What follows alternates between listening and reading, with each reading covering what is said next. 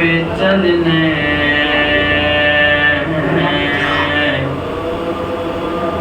مجلسوں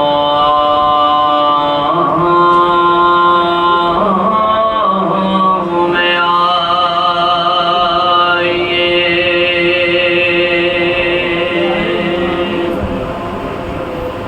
راہ ایمانی پہ چلنے مجلسوں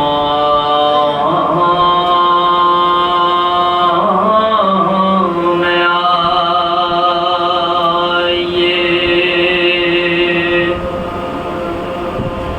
یوں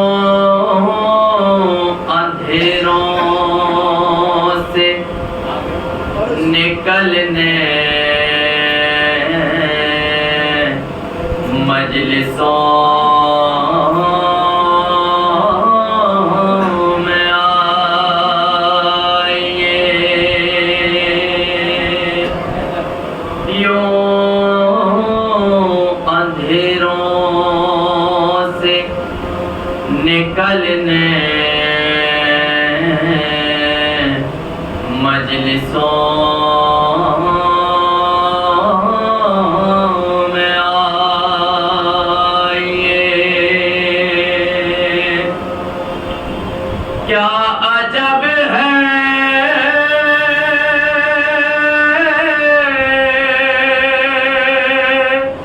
جنتیں بن جائیں ہم مانند حر، کیا عجب ہے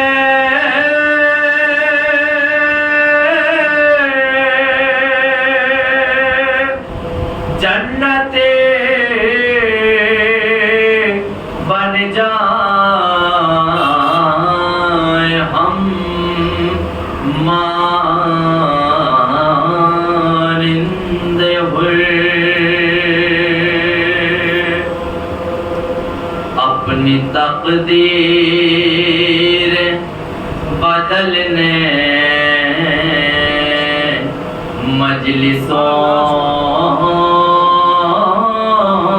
میں آئیے، راہ ایمانی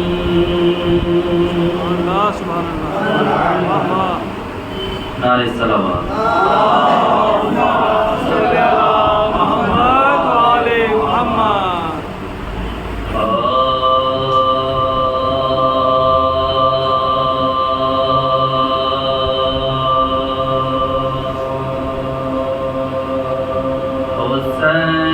حسین وہ ہے جو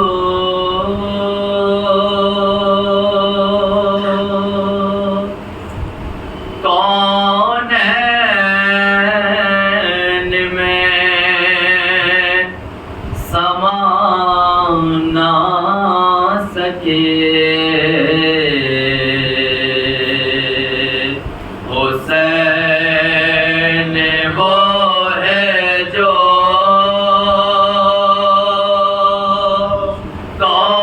کونین میں سما نہ سکے، ارے سرے حسین وہ ہے جو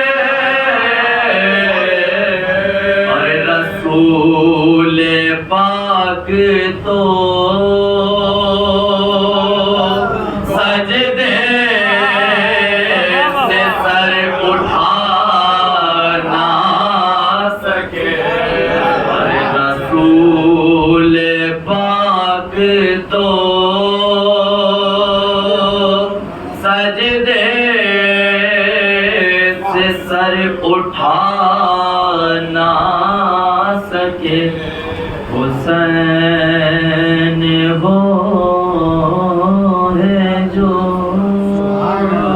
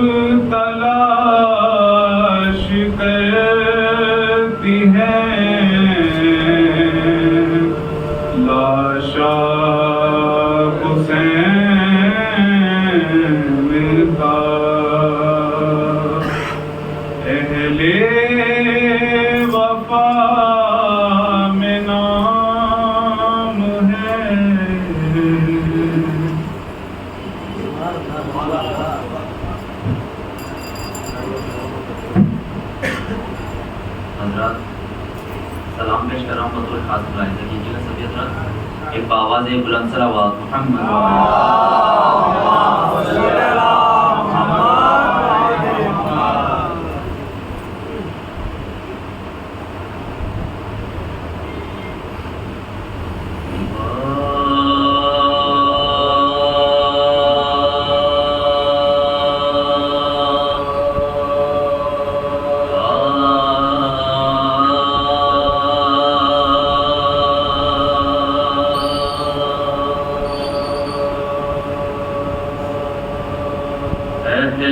باطل کے لیے ہوتا ہے لشکر کافی اہل باطل کے لیے ہوتا ہے لشکر کافی اہل باطل سبھی حضرات ہوتا ہے لشکر کافی اور اہل باطل کے لیے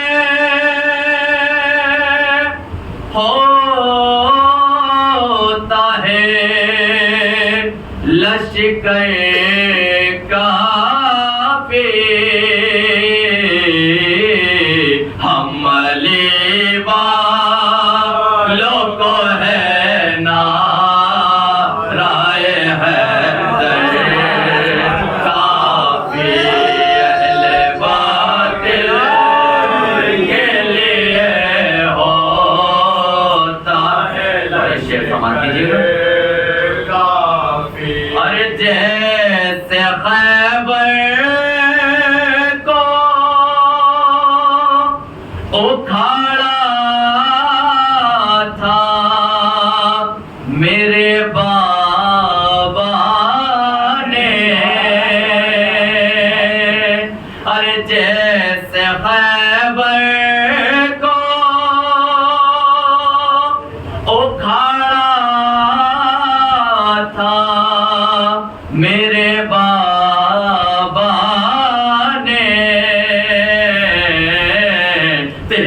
دربار کو ہے یہ میری خواہش کافی اہل باطل کے لیے ہو. اور یہ شعر قابل غور ہے سماعت کافی. ارے حرملا اتنے سے لشکر پہ اکڑتا کیوں ہے؟ حرملا اتنے سے لشکر پہ اکڑتا کیوں ہے؟ اتنے لشکر کے لیے ہے میرا اصغر کافی اہل باطل کے لیے ہوتا ہے لشکر کافی اہل باطل کے لیے ہوتا ہے لشکر کافی. ارے نہر کیا شے ہے سمندر کو اٹھا لاؤں گا. نہر کیا شے ہے سمندر کو اٹھا لاؤں گا.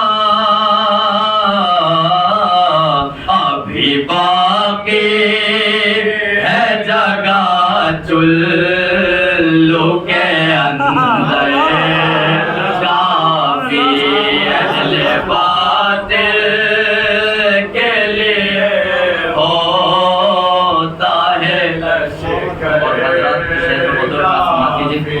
اہل باطل کے لیے ہوتا ہے لشکر کافی. ارے میرے بابا نا پہنچ جاتے اگر خیبر میں. بہت تھوڑی خاص ملاحظہ کیجیے گا.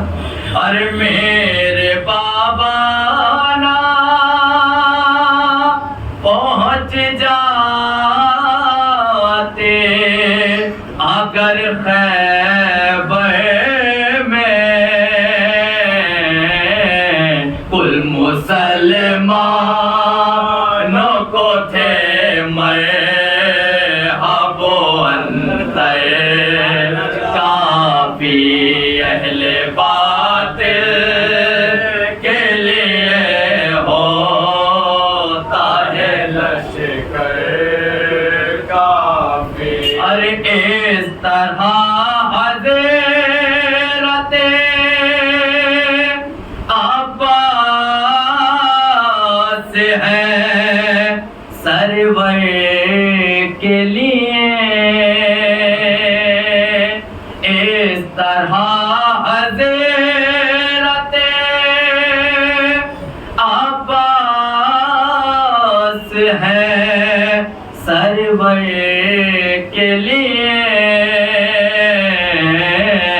جس طرح سے ہے نبی کے لیے ہے کافی اہل باطل کے لیے ہوتا ہے لشکر کافی. ارے شیر کے چہرے پہ غصے کی شکل دیکھتے ہی شیر کے چہرے پہ غصے کے شکن دیکھتے جان کی بھیڑ کے لیے چل دیے لشکر کافی اہل باطل کے لیے ہوتا ہے لشکر کافی. ارے حشر میں نے علی کو نہ دی زحمت ناظم. حشر میں نے علی کو نہ دی زحمت ناظم. میری بخشش کے لیے ہو گئے قمبر کافی اہل باطل.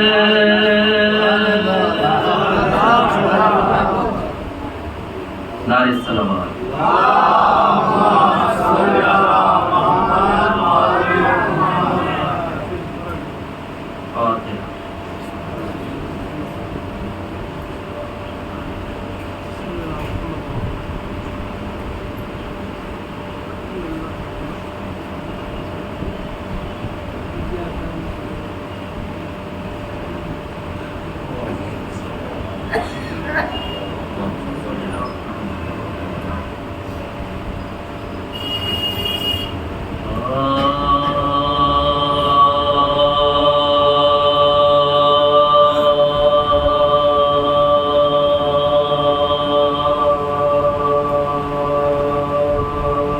ابن علی جو باغ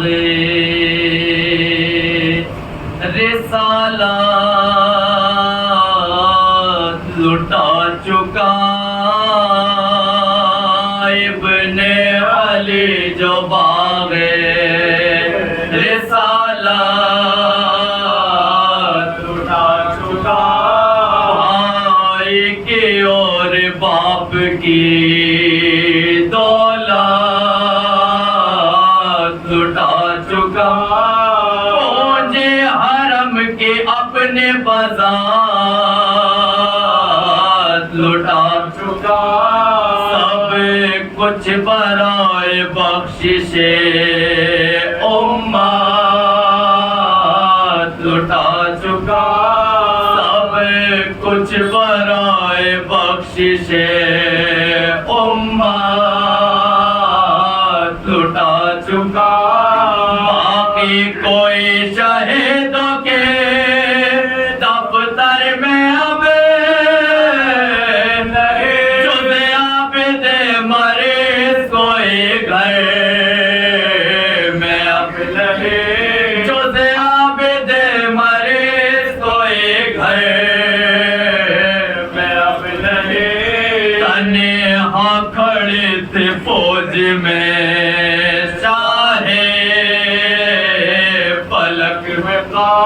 تنہا کھڑے تھے فوج میں شاہ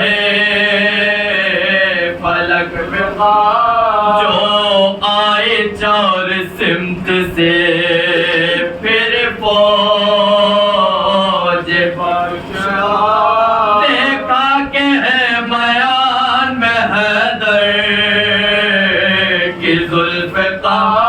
جرأت ہوئی ہر ایک کو بڑھ کر لگائے پاس. جرأت ہوئی ہر ایک کو بڑھ کر لگائے پاس. یاد خدا میں شاہ نے سب کو بلا دیا. جب زخم کھایا شکر کیا مسکرا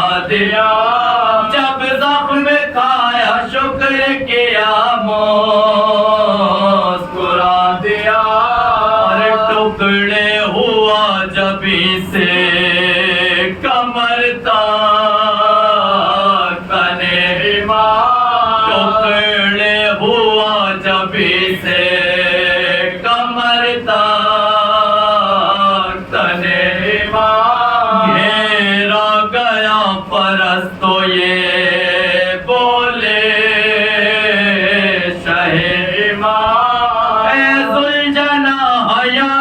ہٹانا نائک اب جنگ بھی تمام ہے اور ہم بھی ہے تمام اب جنگ بھی تمام ہے اور ہم بھی ہے تمام گھیرے ہوئے ہیں فوجے اجل سد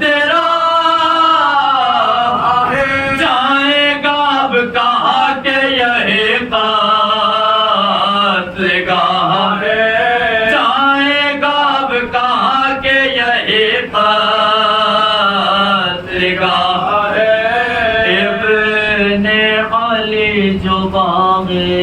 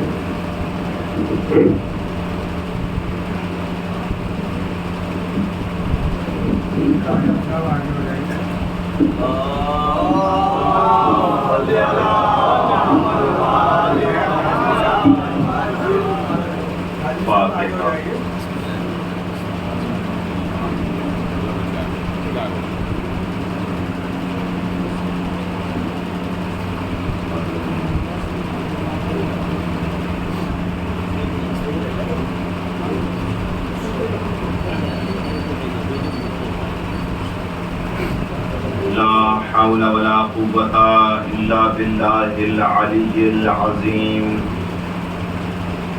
أعوذ بالله من الشيطان الرجيم. بسم الله الرحمن الرحيم. الحمد لله رب العالمين. الحمد لله الذي لا يبلغ مدحته القائلون ولا يحصي نعماءه العادون ولا يؤدي حقه المجتهدون الذي لا يدركه بعد الهمم ولا يناله غوص الفتن الذي ليس لصفته حد محدود ولا نعت موجود ولا وقت محدود ولا أجل ممدود. صدر الخلائق بقدرته ونشر الرياح برحمته وبث بالسكون ميدان أرضه. الصلاة والسلام والتحية والإكرام على محبوب رب المشرقين والمغربين مولانا ومولى الكونين جد الحسن والحسين أبي القاسم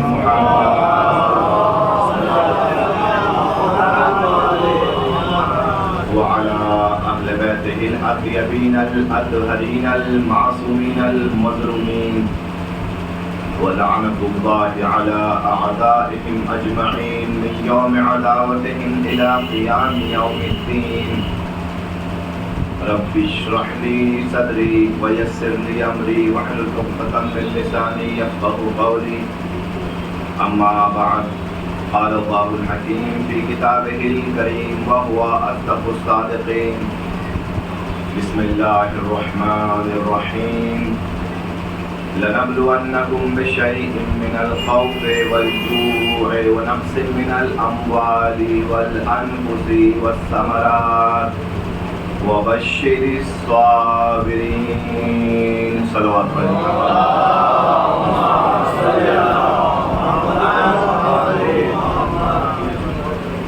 پروردگار عالم کا شکر بجا لاتے ہیں کہ اس نے ایک مرتبہ پھر ہمیں اس عظیم عبادت کا موقع دیا، ہمیں اس عظیم عبادت کے لائق سمجھا، اور ہم فرش عزائے سید الشہداء پہ تشریف لائے ہیں. یقیناً پروردگار عالم کا یہ لاکھ کرم ہے کہ انسان اپنی زندگی کو منور کرتا ہے مجلس عزائے سید الشہداء کے ذریعے سے. انسان اپنی زندگی کو سجاتا ہے، بلکہ زندگی نہیں، انسان اپنی دنیا کو بھی سجاتا ہے اس ذکر کے ذریعے سے. انسان اپنی آخرت کا بھی اس ذکر کے ذریعے سے اہتمام کرتا ہے. واقعاً یہ پروردگار عالم کا لطف ہے، کرم ہے، احسان ہے کہ اس نے ہمیں ان مجلسوں جیسی عظیم نعمت عطا کی. اس جیسی کوئی درسگاہ نہیں. یقیناً عزیزان محترم قابل شکر ہے پروردگار عالم کی ذات، وہ جس کے لیے دعائے کمیل میں مولا کائنات حضرت علی ابن ابی طالب علیہ السلام نے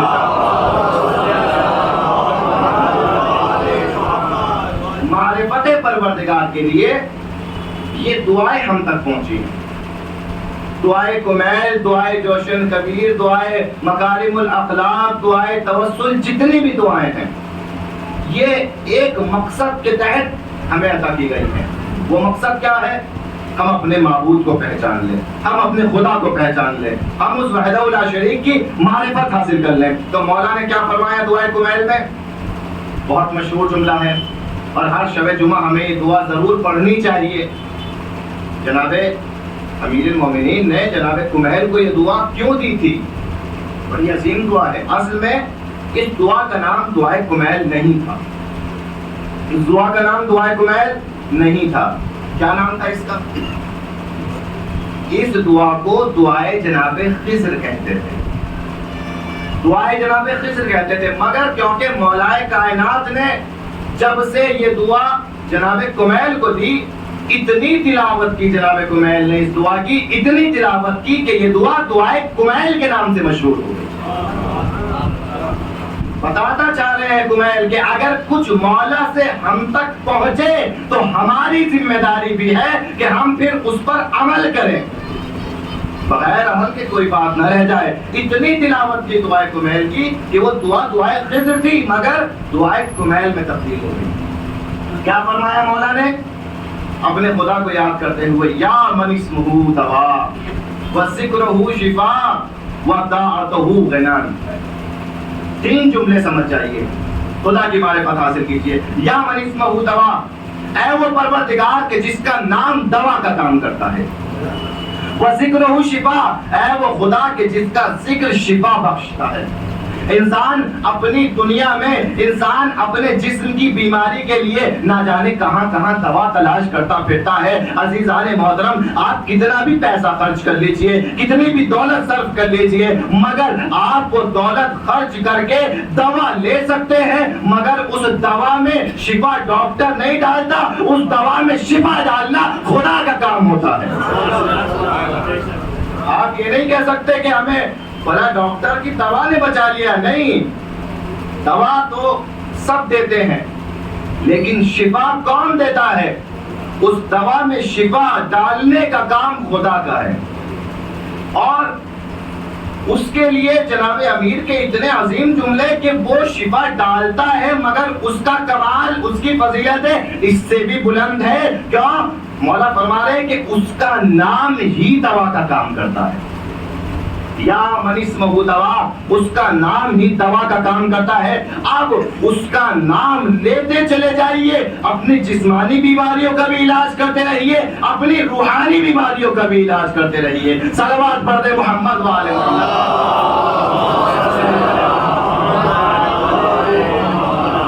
ہم اگر شفا چاہتے ہیں تو نام پروردگار کا سہارا لیں.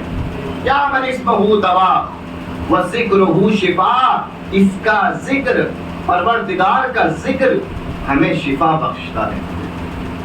دنیا میں ہم اگر شفا چاہتے ہیں تو ذکر پروردگار کریں. عزیزان محترم اب تیسرا جملہ سنیں. وَطَاعَتُهُ غَنًا.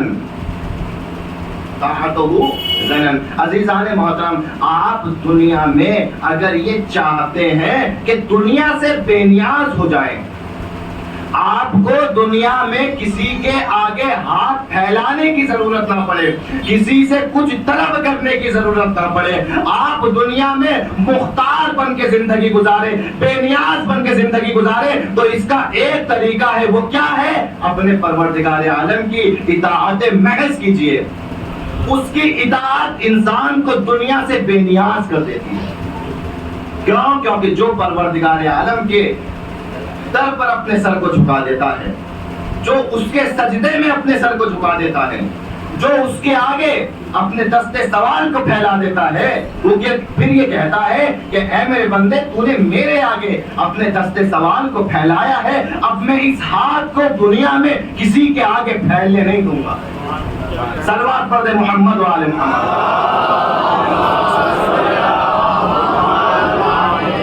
یقیناً ہمارے لیے ضروری ہے کہ ان دعاؤں کے ذریعے سے ہم اپنے خدا کی معرفت حاصل کریں. اس کا نام دوا کا کام کرتا ہے, اس کا ذکر شفا کا کام کرتا ہے, اور اس کی اطاعت انسان کو بے نیاز بنا دیتی ہے. اور اسی لیے پروردگار عالم نے قرآن مجید میں فرمایا کہ دیکھو تم میرے بندے ہو, مگر پھر بھی اس دنیا میں امتحانات سے گزرنا ہوگا. اب امتحان میں گھبرانا نہیں ہے, امتحان میں پریشان نہیں ہونا ہے. ہو سکتا ہے دنیا میں مشکلات آئیں, مصائب آئیں, مگر وَبَشِّرِ الصَّابِرِينَ, جو اس دنیا کے امتحانات میں صبر کر لے گیا, اس کے لیے پروردگار عالم کی طرف سے بشارت ہے. عزیزان محترم کیوں اس نے امتحان لیے؟ وہ یہ چاہتا تھا کہ ہم راہ ہدایت پر آگے بڑھتے رہیں, راہ ہدایت پر ترقی کرتے رہیں, اور اسی لیے پروردگار عالم ہم سے امتحان لے رہا ہے. ایک صلوات پڑھ دے محمد و آل محمد.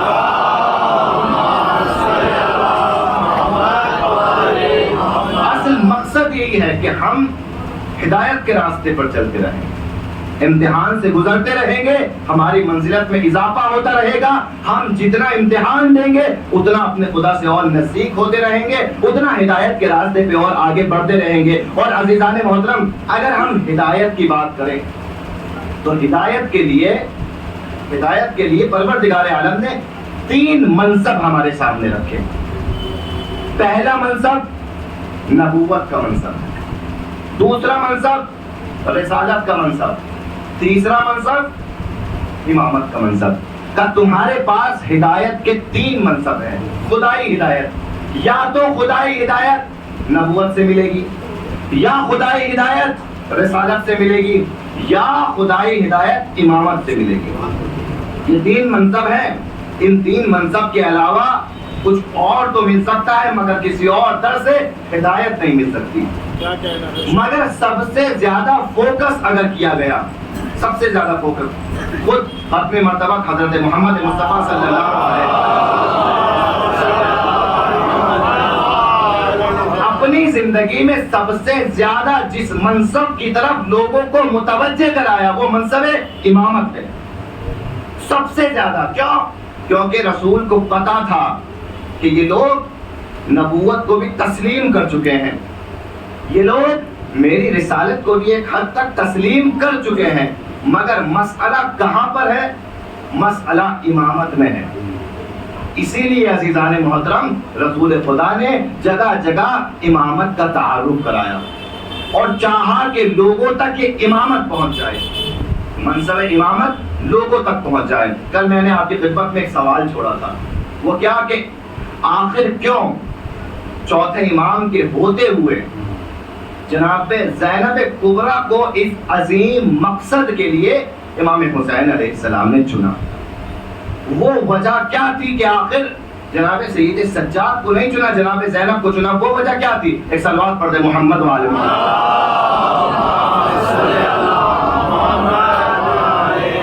ایک اور صلوات پڑھے. محمد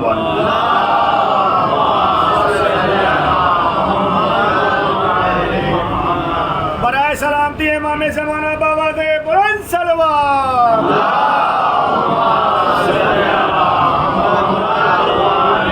تو سب سے زیادہ فوکس رسول خدا نے اپنی زندگی پہ کس منصب پہ کیا؟ منصب امامت پر. کل میں نے آپ کی خدمت میں پیش کیا تھا کہ مولائے کائنات نے کعبے کو فضیلت بخشی. کعبے نے مولائے کائنات کو فضیلت نہیں بخشی. اچھا ایک حدیث میں، کئی حدیثیں ہیں جن کے ذریعے سے رسول خدا نے امامت کی معرفت کرائی. ایک حدیث بڑی خوبصورت حدیث ہے اور اس میں امامت کی معرفت کرائی، کعبے کے ذریعے سے معرفت کرائی. اور رسول خدا نے ارشاد فرمایا مثل علی کمثل کعبہ، علی کی مثال ایسی ہے کہ جیسے کعبے کی مثال ہے. اصل میں علی کی معرفت نہیں کرانا چاہ رہے ہیں، حقیقت میں امامت کا تعارف کرانا چاہ رہے ہیں کہ علی کی مثال ایسی ہے جیسے کعبے کی مثال ہے. یہ دوسری حدیث میں ارشاد فرمایا انا و علی من نور واحد، میں اور علی ایک ہی نور کے حصے ہیں.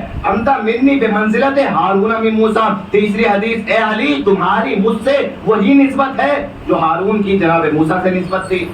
تو پہلی حدیث میں کیا فرمایا؟ مثل علی کا مثل کعبہ، علی کی مثال کعبے کی طرح ہے. عزیزو سوال یہ پیدا ہوتا ہے کہ آخر رسول خدا نے علی کو کعبے کی مثال کے ذریعے سے علی کی معرفت کیوں کرائی؟ شاید کعبے میں کچھ ایسی خاصیتیں موجود ہیں، وہ خاصیتیں امام میں بھی ہونی چاہیے. اگر ہم کعبے کی ان خاصیتوں کو سمجھ گئے، اب اگر وہ خاصیت امام میں موجود ہے تو ہم انہیں امام تسلیم کریں گے. لیکن اگر وہ خاصیت کسی میں موجود نہیں ہے تو اسے امام تسلیم نہیں کیا جائے گا. کعبے کی پہلی خاصیت کیا ہے؟ انسان کی زندگی کا دار و مدار ہے عبادت پر. انسان کی زندگی اور آخرت ٹکی ہوئی ہے عبادت پر. عبادت کا دار و مدار ہے قبلے پر. کیا کہنا؟ عبادت کا دار و مدار ہے قبلے پر. عزیزان محترم، قبلہ کیا ہے؟ خانہ کعبہ. آپ نماز پڑھ رہے ہیں، تمام زندگی کا دار و مدار ہے عبادت پر. عبادت کا دار و مدار ہے نماز پر. نماز کا دار و مدار ہے کعبے پر. اب اگر کسی نے نماز پڑھی مگر کعبے کی طرف منہ کر کے نہیں پڑھی، آپ مجھے بتائیے کہ اس کی نماز کا کیا حکم ہے؟ علماء سے پوچھئے. ارے قرآن مجید نے تو فرمایا ہے کہ ہر جس سمت بھی آپ نماز پڑھے، جس سمت بھی آپ چہرہ کریں فَسَمَّ وَجْهُ اللَّهِ، آپ جہاں بھی رخ کیجئے وہاں اللہ ہی اللہ ہے. ارے ادھر بھی ہے، مشرق میں بھی اللہ ہے، مغرب میں بھی اللہ ہے، جنوب میں بھی اللہ ہے، شمال میں بھی اللہ ہے. کیا کوئی سمت خدا سے خالی ہے؟ کہ نہیں خالی ہے. کہ پھر مشرق کی طرف مغرب کی طرف نماز کیوں پڑھوائی جا رہی ہے؟ پھر کعبے کی طرف نماز کیوں پڑھائی جا رہی ہے؟ کہ اس لیے کہ کعبے کو پروردگار عالم نے قبلہ بنا دیا. اب نماز کی قبولیت کی ایک شرط یہ ہے کہ نماز قبلے کی طرف ہونی چاہیے. اگر نماز قبلے کی طرف نہیں ہے تو نماز نماز نہیں ہے. عزیزوں تو ایک جملہ یہاں کہنے کا حق ہے کہ اگر قبلے سے رخ پھیر لیا جائے تو نماز نماز نہیں رہتی. اگر قبلے سے رخ پھیر لیا جائے تو نماز خراب ہو جاتی ہے، اور اگر امام سے رخ پھیر لیا جائے تو ایمان خراب ہو جاتا ہے. قبلے سے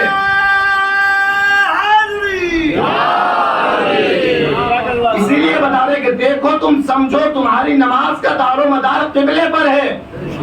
کیا قبلے سے منہ پھیر سکتے ہو؟ تو اسی لیے تو فرمایا مثل علی کا مثل کعبہ. جس طریقے سے قبلے سے نہیں منہ پھیرا جا سکتا اسی طریقے سے علی سے بھی منہ نہیں پھیرا جا سکتا.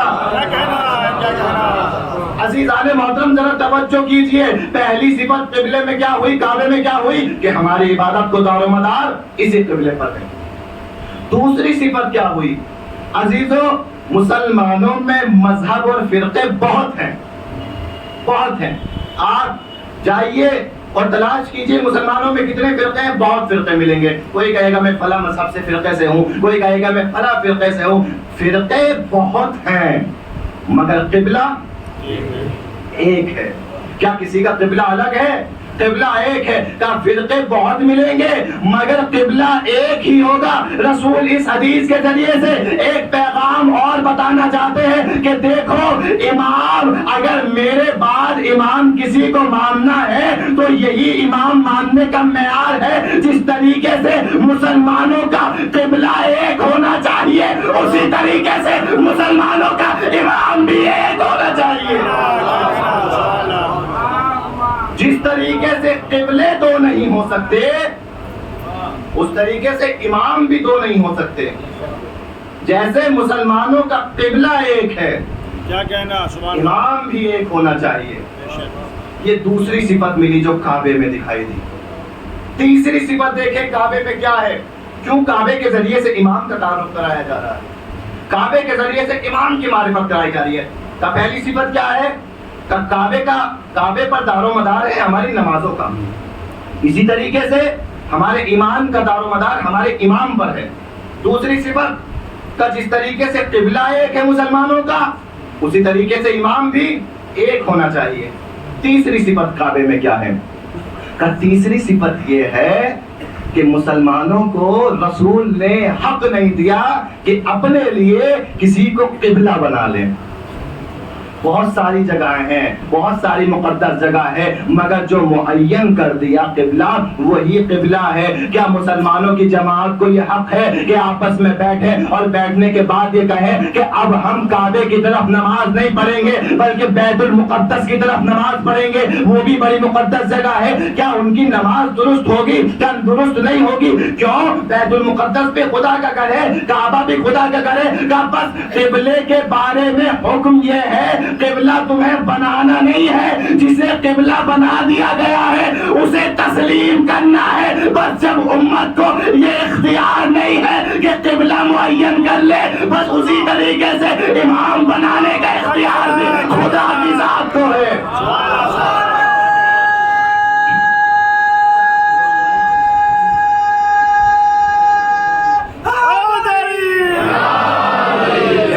پڑھتے ہوئے تھوڑا تھوڑا آگے تشریف لینا ہے.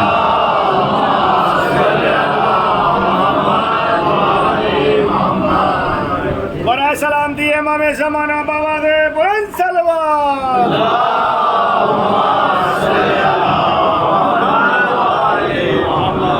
کیا کہنا، سلوات پڑھے محمد و آل محمد کا.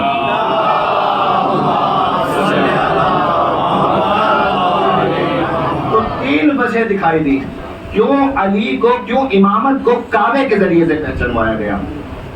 کعبے پر دار و مدار ہے ہماری عبادتوں کا. جس طریقے سے قبلہ ایک ہے اسی طریقے سے امام بھی ایک ہے. جس طریقے سے قبلے کی ہمیں ضرورت ہے اسی طریقے سے ہمیں امام کی بھی ضرورت ہے. بڑا مسئلہ سنگین تھا امامت کا. ایک ایسی مثال کے ذریعے سے رسول نے سمجھایا کہ بالکل واضح ہو جائے. ایک اور چوتھی صفت قبلے میں ہے، کعبے میں ہے. وہ کیا ہے؟ کعبہ ہے دنیا میں خدا کا گھر، اور ایسا گھر ہے کہ جو تمام کائنات کو فیض بانٹ رہا ہے. کیسے فیض بانٹ رہا ہے؟ پروردگار عالم نے ایک عبادت کو واجب کیا جس کا نام ہے حج، اور اس عبادت کو واجب کر کے کیا کہا کہ تمہیں اس عبادت کو انجام دینے کے لیے کعبے تک آنا ہوگا. کعبے تک آنا ہوگا، کعبے کا طواف کرو، کعبے پر آنے کے بعد وہاں نماز پڑھو، وہاں عبادتیں انجام دو.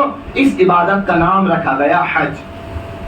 کعبے پر آؤ اور آنے کے بعد عبادت کرو. اور یہ کعبہ اتنی عظیم جگہ ہے عزیزان محترم کعبہ کہ رسول خدا نے ارشاد فرمایا کہ جب تمہاری کعبے پہ نظر پڑے جو پہلی دعا تم کرو کعبے کو دیکھ کے وہ دعا تمہاری قبول ہے.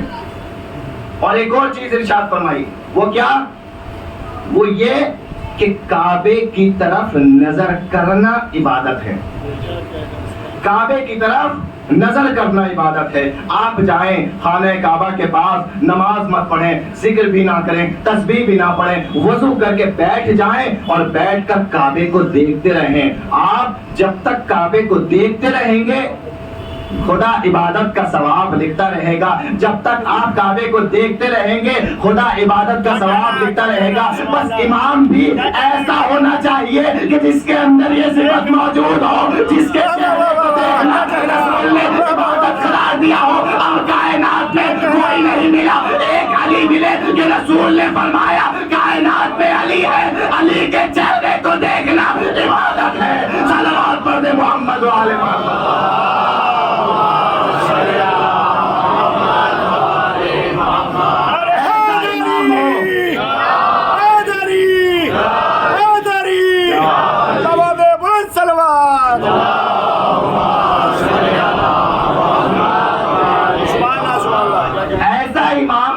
چاہیے کہ جس کے چہرے کو دیکھنا بھی عبادت ہو, جیسے کعبے کو دیکھنا عبادت ہے.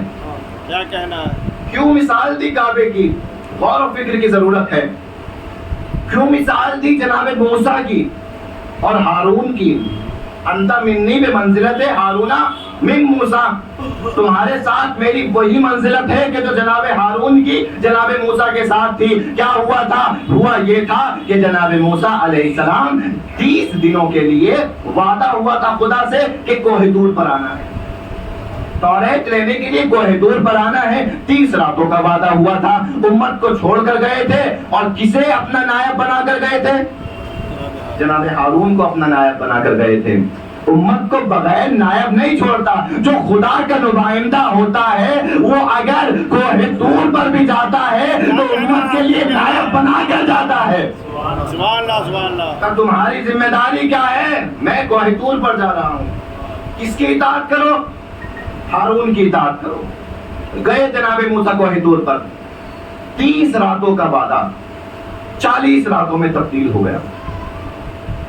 30 راتوں کا وعدہ تھا مگر مصلحت پروردگار کہ 10 دن اور جناب موسیٰ کو کوہ طور پر ٹھہرنا پڑا. قرآن کی آیات کا بیان ہے. 10 دن اور رکے. ادھر وعدہ 30 دن کا تھا.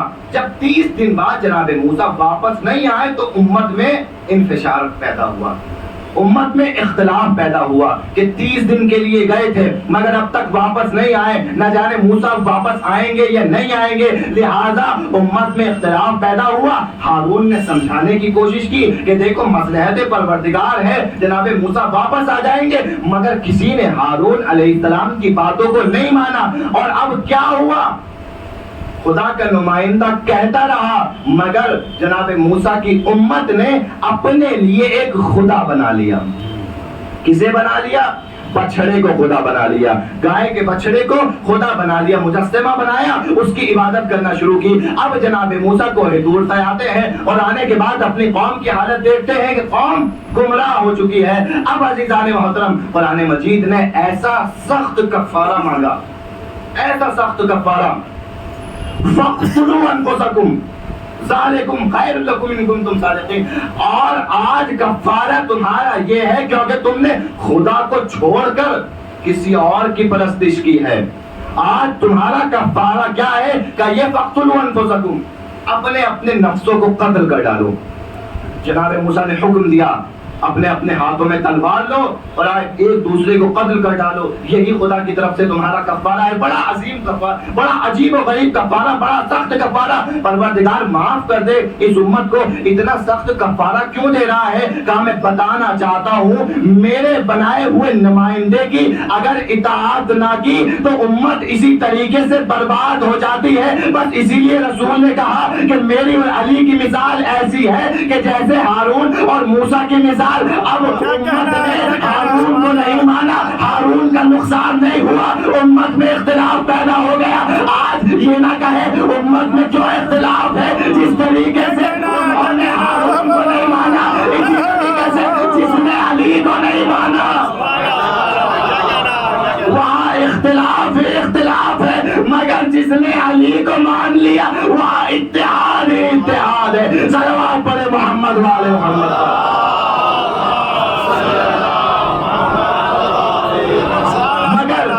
عزیزان محترم ایسا نہیں تھا کہ 25 سال تک مولائے کائنات خانہ نشین رہے, مولائے کائنات نے خاموش زندگی گزاری ہے تو 25 سال تک ایسا نہیں ہے کہ کچھ بھی نہیں کیا. 25 سال تک خانہ نشین رہے مولائے کائنات، مگر ان 25 سالوں میں چاہے تخت پر کوئی بھی ہو، کوئی بھی مسئلہ پھنستا تھا، کون جاتا تھا مدد کرنے کے لیے؟ علی جاتے تھے۔ وہ علی کے جو خاموش زندگی گزار رہے تھے، 25 سالہ خاموش زندگی علی کی ہے۔ اے علی آپ کیوں جا رہے ہیں؟ اے علی آپ مدد کیوں کر رہے ہیں؟ یہ بھی ایک اعتراض ہے۔ اور یہ اعتراض کیوں ہے؟ اعتراض کی وجہ کیا ہے؟ کیا اعتراض ہے؟ اعتراض یہ ہے کہ اگر علی حق پر تھے تو مدد کیوں کی؟ علی حق پر تھے تو ان کی مدد کے لیے کیوں گئے؟ علی نے ان کو کیوں بچایا؟ عزیزو تاریخ اسلام کا مطالعہ کیجئے، مولا علی کے فیصلوں کا مطالعہ کیجئے۔ جب آپ مولا علی کی زندگی پڑھیں گے تو مولا علی کی زندگی آواز دے گی، علی آواز دیں گے کہ اے مسلمانوں ذرا دیکھو، علی کسی کی مدد اس کی ذات کو دیکھ کر نہیں کر رہا ہے، یہاں علی کسی کی ذاتی طور پر مدد نہیں کر رہا، علی ان کی مدد کرنے نہیں گئے تھے، علی اسلام کی مدد کے لیے گئے تھے۔ کیا کہنا؟ اور علی نے پیغام دیا ہے کہ چاہے مجھ پر کتنا بھی ظلم کیا جائے، مگر اسلام کی بات آئے گی تو امامت گھر سے نکلے گی، اسلام کی حفاظت کرے گی۔ کتنا بھی ظلم کیا جائے، امامت گھر سے نکل کر اسلام کی مدد کے لیے آئے گی۔ امامت آئی، کتنی بار آئی؟ عزیزان محترم 70 مرتبہ تو ایک روایت میں ہے کہ اگر علی نہ آتے تو میں ہلاک ہو جاتا۔ امامت نے آ کر مدد کی، ہر دور میں مدد کی، ہر وقت میں مدد کی۔ پہلے امام نے بھی مدد کی، دوسرے امام نے بھی مدد کی۔ جس امام کے دور میں اسلام پر مشکل آئی، امامت آگے بڑھتی رہی، مدد کرتی رہی۔ کسی امام نے اپنی زندگی میں یہ نہیں کہا کہ میں مدد نہیں کروں گا ان کی، یہ ظالم ہے، یہ جابر ہے، انہوں نے آل محمد کو ستایا ہے۔ کسی ایک امام نے کہا میں مدد نہیں کروں گا؟ کسی نے نہیں کہا۔ جب بھی اسلام پر کوئی وقت آیا ہے تب تک امامت نے بڑھ کر اسلام کو سہارا دیا ہے۔ تو عزیزو اب امامت کی منزلت اگر سمجھ گئے ہو تو اب ذرا ثانیہ زہرا کی منزلت سمجھو۔ جب بھی اسلام پر وقت آیا ہے تو کون تھا جس نے اسلام کی حفاظت کی؟ کہا وہ امامت تھی۔ جب اسلام پر وقت آتا تھا امامت نے اسلام کی مدد کی ہے۔ بس جملہ کہنے دیجئے، جب اسلام پر وقت آیا امامت نے اسلام کو بچایا، جب امامت پر وقت پڑا زینب نے امامت کو بچایا۔ صلوات پڑھے محمد و آل محمد پر۔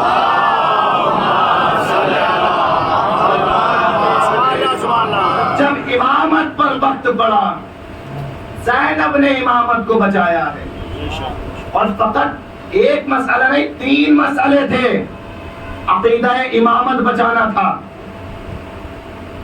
جان بچانی تھی امام وقت کی۔ دوسرا مسئلہ، پہلا مسئلہ عقیدہ امامت بچانا تھا، عقیدہ امامت خطرے میں تھا۔ اور وہ کیسے بچایا؟ وہ ایسے بچایا کہ جب شام غریبہ ہوئی ہے اور شام غریبہ میں خیمے جل رہے تھے، مگر جناب زینب تھی کہ جو ایک مسئلہ شرعی پوچھ رہی تھی۔ کیا کہنا؟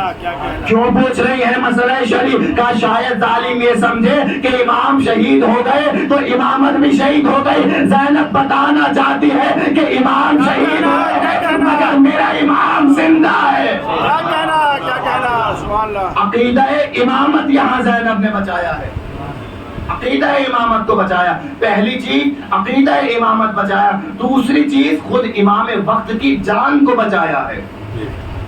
جلتے خیموں سے جب اٹھا کر لائی ہیں خود امام وقت کی حفاظت کی ہے۔ اور تیسری چیز مقصد امامت کو بچایا ہے۔ ایک ساتھ اس بی بی نے 3 عظیم کارنامے امامت کے لیے انجام دیے ہیں۔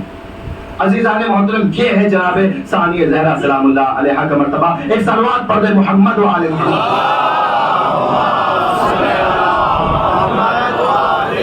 آج دیکھیں جناب زینب کے روزے کی حفاظت کے لیے جو سیریا جاتے ہیں، اور کئی سالوں سے یہ سلسلہ جاری ہے، جب سے داعش کا قبضہ ہوا تھا تب سے ایران سے، عراق سے اور دوسرے ممالک سے لوگ جاتے تھے، اور جانے کے بعد بی بی کے روزے کی حفاظت کرتے تھے، بی بی کے روزے کی حفاظت میں شہید ہوتے تھے۔ اور جب وہ شہید ہوتے تھے ہم نے دیکھا اپنی آنکھوں سے جب ان شہداء کا مدافعین حرم کا جنازہ ایران میں قم میں یا مشہد میں آتا تھا تو اس جنازے پر کس طریقے سے بھیڑ ہوتی تھی، کیا عالم ہوتا تھا، واقعاً دیکھنے لائق وہ منظر ہوتا تھا. کسی کے پاس کوئی چیز ہے، کوئی کپڑا ہے، وہ بے چین ہے کسی طریقے سے اس جنازے سے اس کپڑے کو مس کر کے متبرک کر دے. کوئی اپنی انگوٹھی مس کر رہا ہے، کوئی اپنا لباس مس کر رہا ہے، کوئی اپنے اس جنازے پر دعاؤں کو لکھ رہا ہے.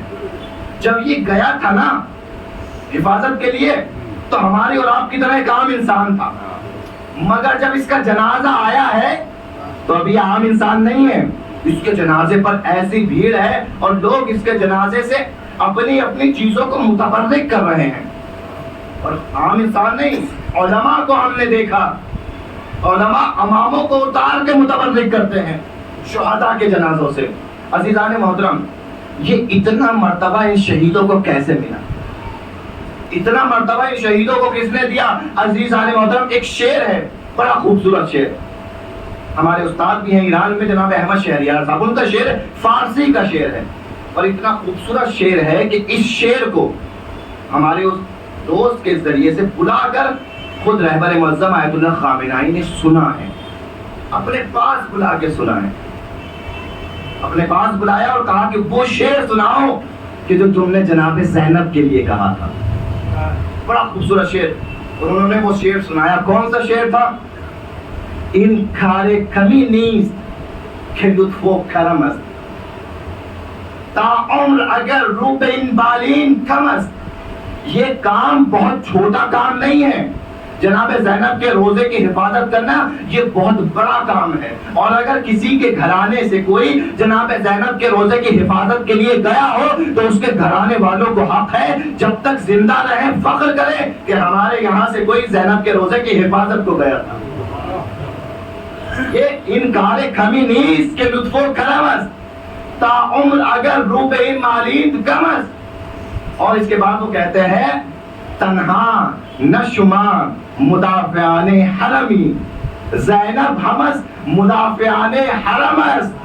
تمہیں اتنا مرتبہ کیوں ملا؟ تمہیں اتنا مرتبہ اس لیے ملا کہ تم ایک روزے کے مدافع بن گئے، ایک روزے کی تم نے حفاظت کی، تمہیں اتنا مرتبہ مل گیا. آج لوگ تمہارے جنازوں کو چوم رہے ہیں، آج لوگ تمہارے جنازوں کے ذریعے سے خود کو متبرک کر رہے ہیں. تم نے ایک روزے کی حفاظت کی تھی، تم نے ایک روزے کو بچایا تھا. حسین کے بعد حسین کے پورے قافلے کی حفاظت کرنے والی کو زینب کبریٰ کہتے ہیں.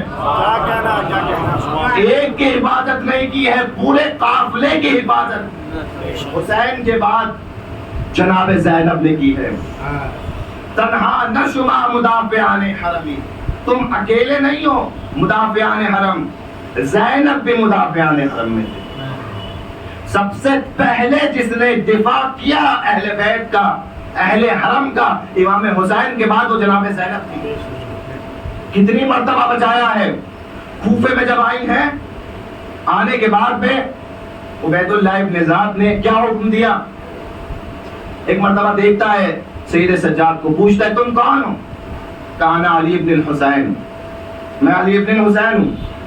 جیسے یہ سنا عبید اللہ کہتا ہے کہ علی ابن الحسین تو کربلا میں قتل ہو گئے تھے، تم کون ہو؟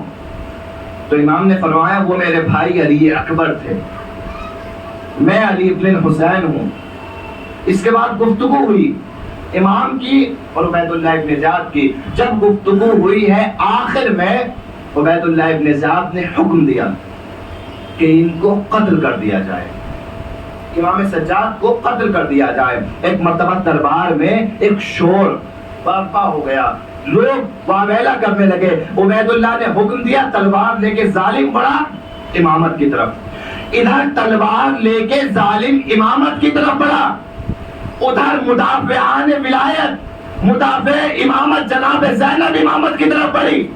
ادھر سے اس کی تلوار چلتی، اس سے پہلے زینب نے اپنی باہوں کو سجاد کے گلے میں ڈال دیا اور کہا کہ بدبخت، اگر سجاد کو قتل کرنا ہے تو پہلے زینب کو قتل کرنا ہے.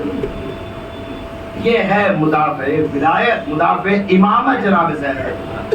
عزیزان محترم، بڑا مرتبہ ہے جناب زینب کبریٰ سلام اللہ علیہا کا۔ ایک اور بات میں آپ کی خدمت میں پیش کروں گا، آپ مصائب کی منزل نہیں تھی، یہ وہ منزل ہے کہ جو بیوی کے لیے تو مصائب کی ہے، مگر اسی منزل میں بیوی کے کمالات نظر آ رہے ہیں، بیوی کے کمالات نظر آ رہے ہیں۔ عزیزان محترم، ذرا تصور کر کے دیکھیے ہمارے لیے مصائب کی منزل میں سب سے پہلے کیا ہوتا ہے۔ سب سے پہلے ہمارے جذبات ایسے ہو جاتے ہیں کہ ہمیں کچھ سمجھ نہیں آتا، ہمیں کچھ سمجھ نہیں آتا، اب کیا کریں، اتنی مشکل میں پھنس گئے ہیں کہ اب کچھ نہیں سمجھ میں آ رہا، اب کیا کیا جائے۔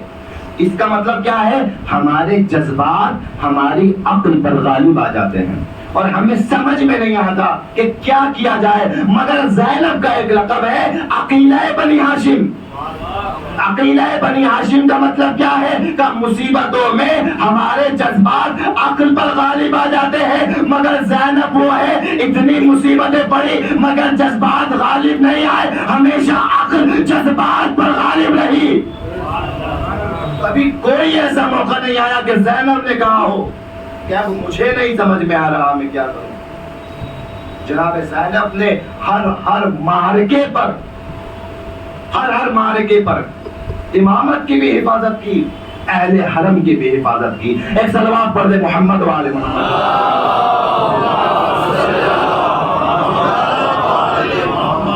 اور دیکھیں جناب زینب کبریٰ کا مقام کیا ہے، جناب زینب کبریٰ کی منزلت کیا ہے۔ علامہ امینی بہت بڑے عالم دین گزرے ہیں، اور ان کا کارنامہ کیا ہے؟ ان کا کارنامہ، زندگی کا سب سے بڑا کارنامہ الغدیر کتاب لکھنا ہے۔ آج کتاب الغدیر جو ہمارے پاس ایک بہت بڑا ذخیرہ ہے، غدیر کے اوپر کتاب لکھی، وہ ذخیرہ کس کی وجہ سے ہے؟ علامہ امینی کی وجہ سے۔ بہت زحمتیں اٹھائی علامہ نے الغدیر کتاب کو لکھنے کے لیے، حتیٰ کہ ہندوستان تک آئے علامہ اور لکھنؤ کی لائبریری میں جا کر وہ کتابیں پرانی دیکھی کہ جن کے ذریعے سے الغدیر لکھنے میں علامہ کو مدد ملی ہے۔ ایک مرتبہ علامہ امینی کے پاس میں ایک شخص آتا ہے اور آنے کے بعد کہتا ہے کہ علامہ میرا ایک سوال ہے۔ کیا ہے؟ کہ بہت سے موقع ایسے ہوتے ہیں کہ جب کسی فضیلت کے نقطے پر ہمیں بھی ڈاؤٹ ہو جاتا ہے، شک ہو جاتا ہے، ایسا کیسے ہو سکتا ہے؟ اس کا بھی یہی مسئلہ تھا کہ ایک سوال ہے، کیا ہے؟ کہا ہم نے یہ سنا ہے بچپن سے کہ علی ایک رات میں 1000 رکعت نماز پڑھتے تھے۔ کہاں بالکل پڑھتے تھے، صحیح سنا ہے۔ کہا ٹھیک ہے، کہ میں کیلکولیٹر لاتا ہوں، آپ حساب لگائیے۔ لاؤ کیلکولیٹر، اس نے کیلکولیٹر کو کھولا اور جب کیلکولیٹر کو کھولا کیلکولیٹ کیا کہ رات کتنے گھنٹے کی ہوتی ہے، اتنے گھنٹے کی رات ہے، 2 رکعت نماز پڑھنے میں اتنے منٹ لگتے ہیں۔ اب اگر 1000 رکعت نماز کا حساب لگایا جائے تو اتنے گھنٹے کی رات 1000 رکعت نماز کے لیے کافی نہیں ہوتی، تو پھر علی کیسے اتنی چھوٹی سی مختصر سی رات میں 1000 رکعت نماز پڑھتے تھے؟ کہا مجھے شک ہے۔ علامہ نے کہا ٹھیک ہے، شک ہے، کل رات کو نماز عشاء کے بعد میرے پاس آنا، میں تب اس کا جواب دوں گا۔ کہا ٹھیک ہے۔ اگلی رات ہوئی، نماز عشاء پڑھی اور یہ جسے شک تھا علامہ کے پاس گیا اور جانے کے بعد کہا کہ اب بتائیے علامہ کیا چاہتے؟ کہا بس چاہتا یہ ہوں کہ تو یہاں بیٹھ جا اور میں نماز پڑھنا شروع کرتا ہوں، میں نماز پڑھنا شروع کرتا ہوں، رکعتیں گنتا جا، وقت دیکھتا جا۔ اب وہ بیٹھ گیا، علامہ نے نماز پڑھنا شروع کی، 2 رکعت نماز پڑھی، 10 رکعت نماز پڑھی، 100 رکعت نماز پڑھی، 400 رکعت نماز پڑھی۔ ایک رات میں علامہ امینی نے 1000 رکعت نماز پڑھی۔ اب جو یہ بیٹھ کر کیلکولیٹ کر رہا تھا، اس نے دیکھا 1000 رکعت نماز پوری ہو گئی، اور جب پوری ہو گئی تو دیکھا، علامہ نے پوچھا ابھی فجر کی اذان میں کتنا وقت ہے؟ کہا بھی مثلاً 10 منٹ باقی ہیں، 15 منٹ باقی ہیں۔ تو علامہ نے جواب دیا جب میں امینی ہو کر ایک رات میں 1000 رکعت نماز پڑھ سکتا ہوں تو وہ علی ہو کر کیوں نہیں پڑھ سکتے؟ جب میں امینی ہو کر پڑھ سکتا ہوں تو وہ علی ہو کر کیوں نہیں پڑھ سکتے؟ یہ فضیلت علامہ نے ثابت کر دی۔ عزیزان محترم، ایک عالم دین نے خواب میں علامہ امینی کو دیکھا، اور کیا دیکھا کہ لوگ محشر میں، میدان محشر سے حوض کوثر کی طرف جا رہے ہیں، اور تمام لوگوں کو، تمام چاہنے والوں کو مولائے کائنات جام میں حوض کوثر سے جام کوثر بھر بھر کے دے رہے ہیں، اور ہر علی کا چاہنے والا جام کوثر سے سیراب ہو رہا ہے۔ ایک مرتبہ مولائے کائنات نے دیکھا کہ ان علی کے چاہنے والوں میں علامہ امینی بھی آ رہے ہیں۔ جیسے ہی میدان محشر میں علامہ امینی کو آتے ہوئے دیکھا، فوراً مولائے کائنات نے جام کوثر کو رکھ دیا۔ جیسے ہی جام کوثر کو رکھا، شاید لوگ سمجھ رہے ہوں کہ امینی کو کوثر کا جام نہیں پلائیں گے، کہ نہیں امینی کو پلاؤں گا۔ امینی نزدیک آؤ، امینی نزدیک آئے اور نزدیک بلایا، کہا مولا کیا بات ہے، جام کیوں نہیں بھر رہے ہیں؟ کہا دنیا کے تمام چاہنے والوں کو میں جام کوثر سے کوثر پلاؤں گا، مگر امینی تمہیں میں اپنے ہاتھوں سے کوثر پلاؤں گا۔ کیا کہنا ہے، کیا کہنا ہے؟ اپنے ہاتھوں سے کوثر پلاؤں گا۔ کہا شاید اس لیے ہاتھوں سے کوثر پلا رہے ہو کہ اتنی بڑی کتاب لکھ دی الغدیر نام کی، اسی لیے ہاتھوں سے کوثر پلا رہے ہیں۔ تو مولانا نے کہا نہیں، الغدیر کے لیے تو اور جزا موجود ہے۔ کہا مولا یہ کیوں اپنے ہاتھوں سے جام کوثر پلا رہے ہیں؟ کہا وہ اس لیے کہ علامہ نے میری ایک فضیلت کی حفاظت کی ہے۔ اب جو ایک فضیلت کی حفاظت کرتے اس علامہ کی فضیلت یہ ہے کہ علی اپنے ہاتھوں سے کوثر پلائے۔ تو جب علامہ کو اتنا مقام ملا، جس نے فقط امامت کی ایک فضیلت بچائی، اس کو اللہ نے یہ مقام دیا، تو سوچئے جس زینب نے امامت کی تمام فضیلتیں بچائی، کیا کہنا ہے، کیا کہنا ہے؟ اس زینب کو کیا مقام ملے گا؟ صلوات پڑھے محمد والے محمد۔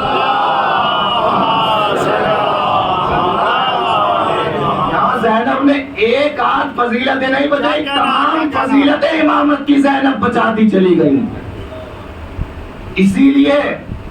اسی لیے جناب زینب کے سپرد کیا تھا یہ کام کہ زینب امامت کے سپرد نہیں کر سکتا، کیونکہ خود امامت کی بھی حفاظت تمہیں کرنی ہے، میرے مقصد کی بھی محافظ تم ہو، امامت کی بھی محافظ تم ہو۔ اور اس کے بعد جناب زینب نے ہر ایک بات کو اپنے بھائی کی عمل میں لا کے بتایا۔ جناب زینب نے مقصد امامت کی بھی حفاظت کی، جناب زینب نے جان امامت کی بھی حفاظت کی، جناب زینب نے عقیدہ امامت کی بھی حفاظت کی ہے۔ اور اس حفاظت کے لیے جناب زینب نے اپنا سب کچھ قربان کر دیا ہے، سب کچھ قربان کر دیا۔ آپ دیکھیں،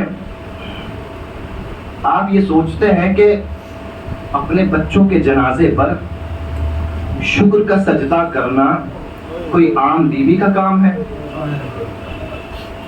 بچوں کے جنازے ہوں تو ماں بچوں کے جنازوں کو دیکھ کر تڑپ جاتی ہے، ماں بے چین ہو جاتی ہے۔ کسی کے 4 بچے ہوں اور ان 4 میں سے ایک کو بھی کوئی مصیبت درپیش آ جائے تو ماں تب بھی تڑپ جاتی ہے۔ یہاں زینب کے 2 بچے ہیں اور دونوں کے جنازے خیموں میں آئے ہیں۔ صبر دیکھیں، حوصلہ دیکھیں زینب کا۔ زینب روئی نہیں ہے، زینب نے ایک ہاتھ آن کے جنازے پر رکھا، ایک ہاتھ محمد کے جنازے پر رکھا، سر کو سجدہ خالق میں رکھا۔ اللہم تقبل منا، پروردگار اس قربانی کو قبول کر لے۔ میں پوچھوں گا بی بی، یہ آپ نے ایک مدافع حرم ہونے کے فرض کو نبھایا ہے، آپ بچوں پر نہیں روئی ہے، مگر یہ ماں ہونے کا فرض کب نبھائیں گی؟ میں جانتا ہوں عزیزو، آپ سب جانتے ہیں زینب ماں بھی ہے، زینب کے اندر ماں کا دل بھی ہے، مگر عزیزو زینب ایک بہن بن کر آئی تھی، اپنے بھائی کے مقصد کو پورا کرنے کے لیے خیموں میں جنازوں کو دیکھا، زینب گھبرائی نہیں، زینب نے آنسو نہیں بہائے، بھیا کا جنازہ جب دیکھا ہے زینب روئی ہے، مگر بیٹوں کے جنازے کو دیکھ کے نہیں روئی ہے۔ عزیزو مرحلے میں مرحلے زینب گزرتی رہی، مگر اپنے بچوں پر زینب نے گریہ نہیں کیا، اپنے بچوں پر زینب نے آنسو نہیں بہایا عزیزو، مگر ماں کا دل تھا، کبھی تو اس دل میں بچوں کی محبت جاگی، کب جاگی؟ جب ہمارے یہاں خدا نہ کرے کسی بچے کا انتقال ہو جاتا ہے، ذرا باپ سے پوچھئے کہ ماں کی کیا حالت ہوتی ہے۔ بچے کے انتقال کے بعد میں، بیٹے کے انتقال کے بعد میں سب سے زیادہ مشکل کام ماں کو سنبھالنا ہوتا ہے۔ جب جنازہ چلا جاتا ہے نا تو ماں کو گھر سے باہر لے کے جاتے ہیں، لوگوں کو بلاتے ہیں، گھر کی عورتوں سے کہتے ہیں کہ بس ایک کام کر دو، کیا اس کمرے سے بچے کی نشانیاں ہٹا دو۔ اگر اس کمرے میں بچے کی کوئی نشانی ہے اسے ہٹا دو، بچے کے کپڑے، بچے کا جھولا، بچے کے کھلونے کا یہ نشانیاں ہٹا دو۔ کیوں ہٹوائی جاتی ہے؟ کہ ماں کا دل ہے، جب آئے گی آنے کے بعد ماں طرف جائے گی، اپنے بچوں کی نشانیوں کو دیکھے گی، ماں صبر نہیں کر پائے گی۔ زینب کے سینے میں ماں کا دل تھا، ارے جو کوفے میں نہیں روئی، جو شام میں نہیں روئی، جب اپنے گھر میں پہنچی ایک مرتبہ اور محمد کی نشانیاں بیٹھ گئی زینب، ہائے میرا ہائے محمد، کبھی ننھے ننھے مسلمان کو دے گا، کبھی ننھے ننھے اماموں کو دے گا۔ زینب روتی رہی، بچوں ماں کو معاف کرنا۔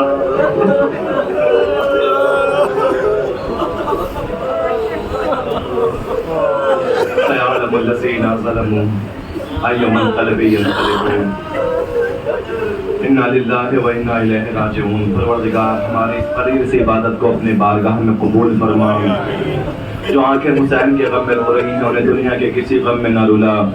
مومن مومنات جہاں جہاں بھی ان کی جان مال عزت آبرو کی حفاظت فرما۔ پروردگار جو بے اولاد ہیں بحق یذخرون اولاد نرینہ عطا فرما۔ پروردگار جو بے روزگار ہیں انہیں نیک روزگار عطا فرما۔ پروردگار کے واسطہ محمد والے محمد کا جو اس دنیا سے رخصت ہو چکے ہیں ان کی مغفرت فرما۔ پروردگار بحق محمد والے محمد جو بھی مومنین اس عزا کی خدمت کر رہے ہیں، جس طریقے سے بھی خدمت کر رہے ہیں، پروردگار ان کی توفیقات میں اضافہ فرما۔ پروردگار خصوصاً جن بچوں نے مل کر اس عزا خانے کے لیے اس منبر کا انتظام کیا ہے، پروردگار تجھے محمد والے محمد کا واسطہ اس کا بہترین اجر ان نوجوانوں کو عطا فرما، ان کی توفیقات میں اضافہ فرما۔ ہماری اس قلیل سی خدمت کو اپنی بارگاہ میں شرف قبولیت عطا فرما۔ پروردگار بحق محمد والے محمد امام زمانہ کے ظہور میں تعجیل فرما، ہمیں امام کے ناصروں میں شمار فرما۔ ربنا تقبل منا انک انت السمیع العلیم، ماتم حسین۔